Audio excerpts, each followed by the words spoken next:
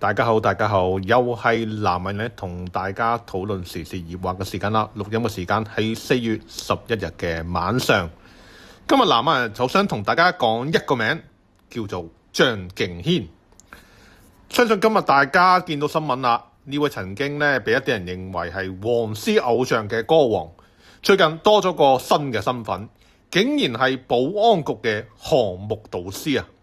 佢唔單止接受專訪，仲要係接受香港文匯報嘅專訪喎，而且仲要公開道歉，話自己當年咧年輕氣盛、年少無知，對社會大局咧了解唔深，對過去嘅言行咧表示深刻悔改。哇！聽到呢度，我相信好多愛國愛港嘅市民第一個反應係：吓？真係定假㗎？轉態轉得咁快？我明白大家嘅質疑，畢竟咧互聯網咧都係有記憶嘅。資料顯示，當年佢做過啲咩啊？佢諷刺過高官，參加過反國教，唱過佔中主題曲，仲喺頒獎禮呢係化咗個所謂嘅慈母妝呢嚟諷刺警察執法。呢啲畫面呢，相信大家呢仲係歷歷在目。所以當佢今日話要帶領迷失嘅後生仔北上交流，要用雙眼見證國家進步嘅時候，難免有人覺得呢出戲係咪演得太過戲劇化？但南亞人想同大家講，張敬軒肯認錯、肯改過，絕對係一件好事。點解？我哋唔好淨係睇一個藝人嘅個人起伏，我哋要睇嘅係成個社會嘅風向。首先，我哋要問，點解佢而家先嚟改啊？係因為佢突然開竅咩？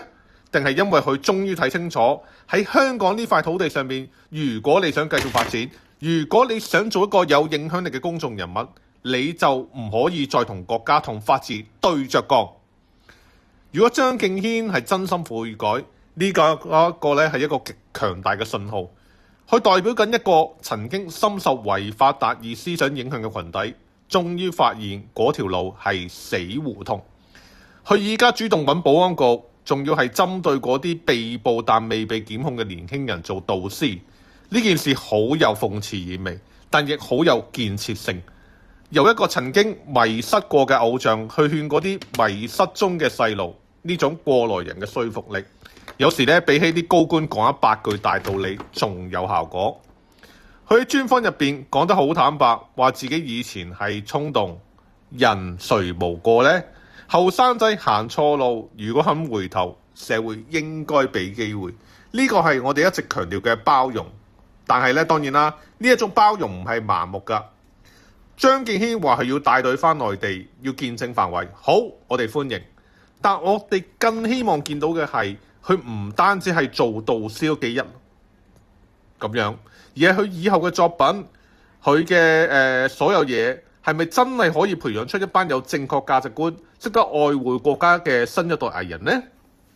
不過我亦都喺度提醒大家，亦都想提醒局方。改過自身係好事，但唔代表以前嘅帳可以一筆勾銷，亦唔代表我哋要即刻將佢捧做愛國英雄。喺呢個社會呢，好多人覺得道歉係成本最低嘅轉身。今日講句對唔住，聽日就可以繼續北上揾銀。我哋唔係要阻人揾食，但公眾有權利聽其言觀其行。如果你話你係真心悔改，咁你就唔好介意大家用放大鏡去睇住你。你以前嗰啲慈母裝嘅影響力係好大㗎。今日如果你要消除呢啲負面影響，你需要付出雙倍甚至10倍嘅努力去修補。張敬軒呢個案例呢，對而家啲後生仔係一個好好嘅教訓。佢話佢唔想做教人做人，而係想分享心路歷程。呢句説話其實幾卑微啊？點解啊？因為當你發現自己以前嘅立場記錯晒，你真係冇底氣去教人咯。我希望嗰啲仲係喺度執迷不悟，仲覺得自己為理想犧牲嘅年輕人睇清楚，連你哋心目中嘅偶像啊，都要翻去現實，都要承認國家嘅進步，都要主動同保安局合作。點解？因為現實就係香港係國家一部分，繁榮穩定至係硬道理。盲目嘅政治狂熱，最終係只會令你人生留下污點。而你嘅偶像可以轉態重新出發，你呢？你嘅前途有冇得好似佢咁輕易洗地呢？最後，我想同張生講一句：既然你選擇咗呢條路，既然你話你要承擔社會責任，咁就請你堅持到底，唔好今日同保安局行，聽日又喺某個場合暗諷呢樣嗰樣。香港社會唔需要多一個雙面人，我哋需要嘅係真心誠意為國家、為香港繁榮出力嘅文藝工作者。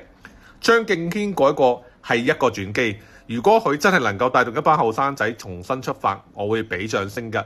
但如果呢個只係一場公關 show，咁我哋南人呢啲咁嘅戰鬥呢，戰鬥力強嘅網紅呢，亦絕對唔會客氣。